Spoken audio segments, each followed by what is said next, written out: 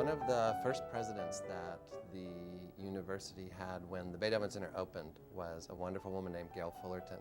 And Gail once described the Beethoven Center as a jewel in the university's crown.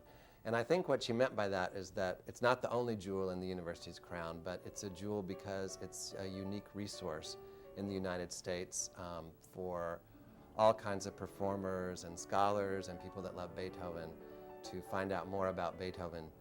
Even though the Beethoven Center is in California rather than maybe on the East Coast where people thought it should be on the East Coast and not on the West Coast. But even though it's here, there's a lot of things we can do for people all over the country and actually all over the world. So since there was not a Beethoven Center in the US, then Gail Fullerton and Arlene Okerlund, who was the dean at the time, thought, let's use Ira's gift to the university and let's use that dream of Beethoven materials to start a Beethoven Center. So the United States ended up with its first Beethoven Center at the somewhat unlikely spot of San Jose State University. And usually when people ask me why the Beethoven Center ended up at San Jose State, I tell them that Beethoven went to school here.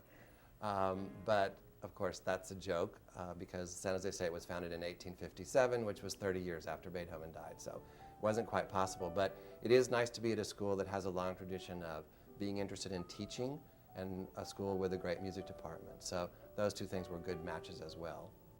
I started to collect Beethoven out of a deep desire in after my acquaintance with his lifestyle and by reading most of his biographies and having some acquaintance with his music starting in about 1974.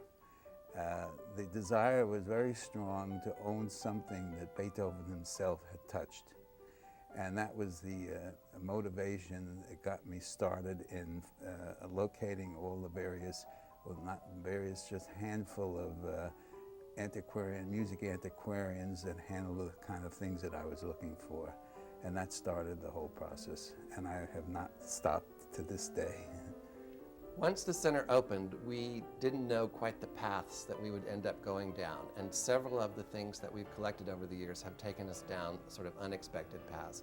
Certainly the most unexpected path has been the lock of Beethoven's hair that we bought at Sotheby's auction, because that ended up leading us down a path where we had to find out about how fast does hair grow and what happens when people ingest toxic metals into their body.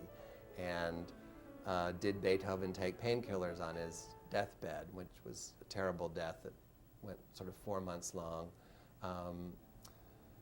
Did Beethoven have any sort of poisons in his body at the time of his death? And so this lock of hair, which has a wonderful story of its own, also has revealed aspects of Beethoven's medical history that no one had known before. So the Beethoven Center has been involved in a very important contribution to the history of Beethoven studies in that we've unearthed things that people never knew before. Starting a collection is like opening the door. From this, we entered, we expanded, and we have found that the life and any amount of information besides his music about Beethoven is of great importance to many people. We equate him to Shakespeare in that regard.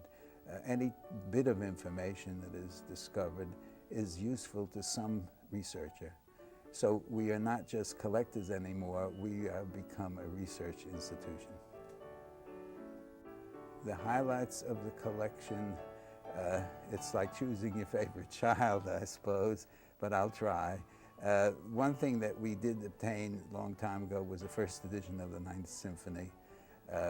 It's something that most people know about, and we're proud to show that. We also have a very fine proof copy of the first 3 piano sonatas that Beethoven composed, known as Opus 2. It's only one of 3 proof copies, very valuable for that reason, and we're fortunate to obtain it some years ago. We also have the first published Opus 1, which is always considered as the start of a composer's career. We also have a wonderful display of 3 different keyboard instruments from Beethoven's time, one of which is an original piano from 1827, and 2 of which are replicas of the kind of keyboards Beethoven knew when he was a teenager and then when he was a young man. And the wonderful thing about those two is that when people come in, if they are beginning piano players or mediocre Beethoven piano players or advanced piano players, they can sit down at a piano that's the same kind of piano Beethoven had when he was 24, and they can play Beethoven's music or Mozart's music or Haydn's music and actually hear the music like Beethoven had in his mind, the kind of piano that he was sort of writing for at the time. And people have just been electrified by this opportunity just to sit down and play Fur-Elise or the Moonlight Sonata on the right kind of piano for Beethoven's music. And it's a transformative kind of experience because those pianos sound completely different than the modern piano.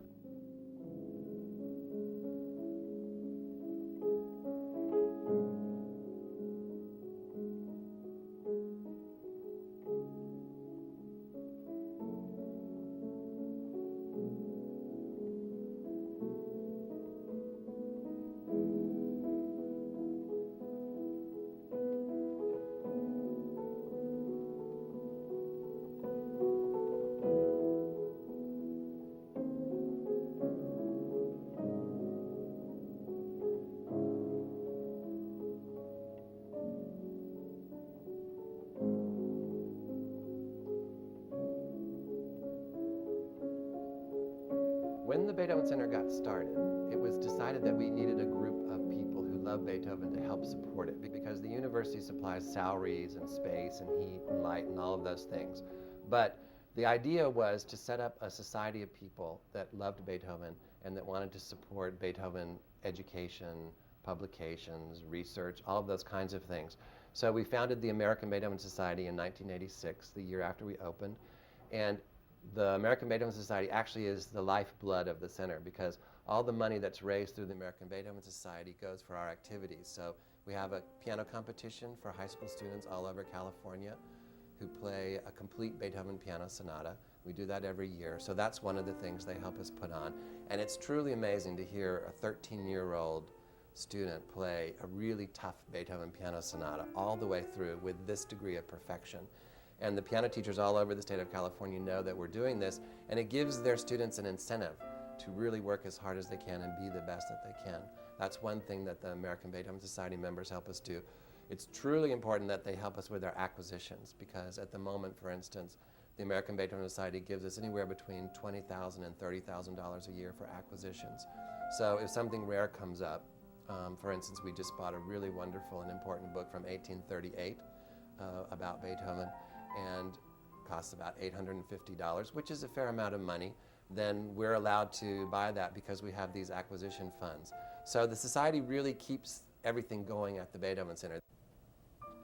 My vision is to spread the word of the Beethoven Center to many more people because of the great rewards that will accrue to those who take the trouble to investigate, see what he has accomplished on a scale equated to only the handful of cultural creators that we have known in Western civilization. He is one of them. And once you understand that and realize what he has achieved, there'll be great rewards for yourself. In the 19 years that the Beethoven Center has been open, we've accomplished a great deal so far. But when you think about the fact that the only other Beethoven Center in the world is the one in Bonn, and they've been going for 100 years, then it's good to have a little bit of competition to see what they're doing and to see what we can do. And actually, it's turned out that we do complementary things. So the Beethoven Center started a computer database of everything ever written about Beethoven. And the last time that had been done was 1924. So that was something that, being based in Silicon Valley, we were completely poised to do. We were in the right place at the right time. In fact, when we started working on the database, we actually started on it our first year. The internet wasn't even a possibility. And so when you think back, the internet wasn't a possibility. How could that be? But since then, when we launched the database, it's free. It's on the internet. People want to study Beethoven's deafness. They just look up Beethoven's deafness on the database, and they can find out everything that's been written about it. Now, we're not quite that far that it's complete yet, but that's an example of something that we can do that the people in Bonn at the Beethoven House didn't do. So our vision is to continue to grow the collection.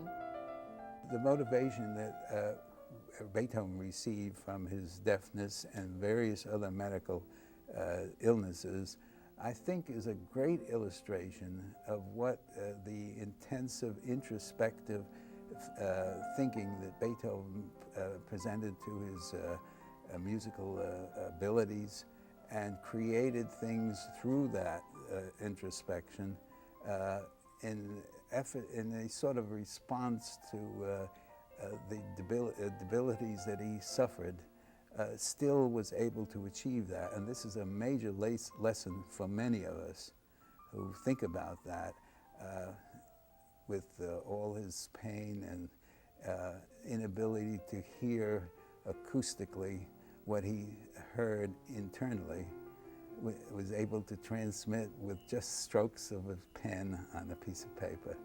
It's something to think about.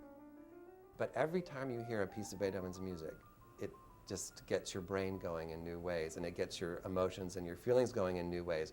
And it's that this music is inexhaustible. No matter if we knew it when we were 15 or 20 or 25 or 30, every time we come back to it and listen to it anew, it gives us something new, some new insight. And especially because Beethoven lived to be 56, he experienced a lot of things in his life. And the older he got, I won't say that he got wiser in the sense that he made fewer mistakes, but he got wiser in the sense that he understood the world in increasingly complex ways, so that you'll never be old enough that you'll outgrow him. You'll outgrow the things that Beethoven has to teach us. And that's really wonderful. And I think that whether you're a beginner just beginning to love Furlis or the Fifth Symphony or some more esoteric music, then Beethoven's music is always something that you can come back to and that you can count on.